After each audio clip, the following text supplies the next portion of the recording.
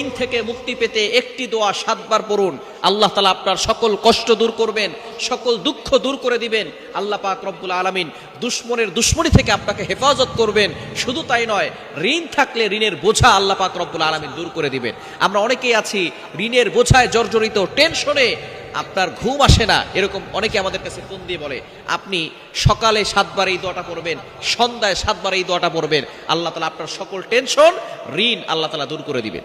এটা আমার কথা নয়, নবী সাল্লাল্লাহু আলাইহি ওয়াসাল্লাম নিজে জানিয়ে দিয়েছেন। আবু দাউদ শরীফের 1555 নম্বর হাদিস। নবীজি সাল্লাল্লাহু আলাইহি সাল্লাম একবার মসজিদে নববীর পাশ দিয়ে যাচ্ছিলেন। আবু সাঈদ খুদরি রাদিয়াল্লাহু আনহু তিনি বলেন, নবীজি সাল্লাল্লাহু আলাইহি সাল্লাম দেখলেন মসজিদে নববীর ভিতরে আবু উমামা রাদিয়াল্লাহু তাআলা আনহু তিনি মসজিদে বসে আছেন।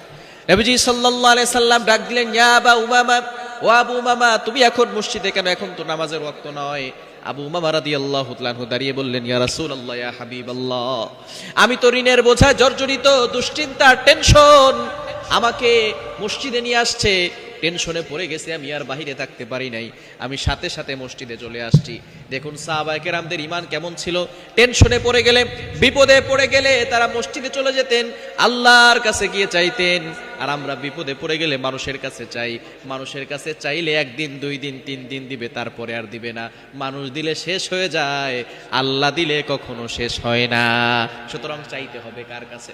সাহাবায়ে কেরাম বিপদে পড়লেই চাইতেন আল্লাহর কাছে।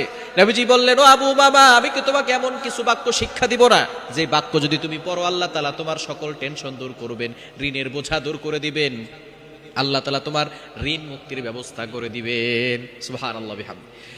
আবু উমর রাদিয়াল্লাহু তাআলা বলেন, ইয়া রাসূলুল্লাহ, ইয়া হাবিবাল্লাহ, তাড়াতাড়ি বলেন, আমলগুলো আমাকে শিক্ষা দেন। নবী সাল্লাল্লাহু আলাইহি ওয়াসাল্লাম তাকে শিক্ষা দিলেন। কিছুদিন পরে আবু উমর রাদিয়াল্লাহু তাআলা বলেন, ইয়া রাসূলুল্লাহ, ইয়া হাবিবাল্লাহ, আপনি যে আমল আমাকে দিয়েছেন, সকালে আমি ফজরের নামাজের পরে 7 বার পড়েছি, মাগরিবের পরে 7 বার পড়েছি, আল্লাহ তাআলা এই আমলের বদৌলতে আমার ঋণ মুক্ত হয়ে গেছে, আর আল্লাহ তাআলা আমাকে এমন সম্পদ দিয়েছে, এখন আমি যাকাত দিতে পারি, আপনার জন্য হাদিয়া নিয়ে আসছি। দোয়াটি শুনবেন না?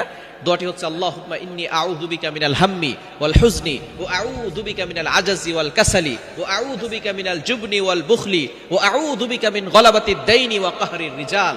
এটা 2টা বর্ণনা আছে, একটা বুখারীর বর্ণনা, একটা আবু দাউদের বর্ণনা। সুতরাং আবু দাউদের বর্ণনাটা এটাও পড়তে পারেন, বুখারীর যে বর্ণনাটা আছে সেটাও আপনি পড়তে পারেন, কোনো সমস্যা নাই। তবে দোয়াটা আপনি দেখে দেখেও পড়তে পারেন। ফজরের নামাজের পরে 7 বার পড়বেন, আপনার টেনশন, দুশ্চিন্তা, ঋণের বোঝা আল্লাহ তাআলা দূর করে দিবেন। যারা ফার্স্ট্রেটেড পিপল রয়েছেন, যারা সব সময় টেনশনে ভোগেন, এই দোয়াটা যদি আপনি আমল করতে পারেন, অবশ্যই আল্লাহর পক্ষ থেকে গায়বীভাবে সাহায্য আসবে।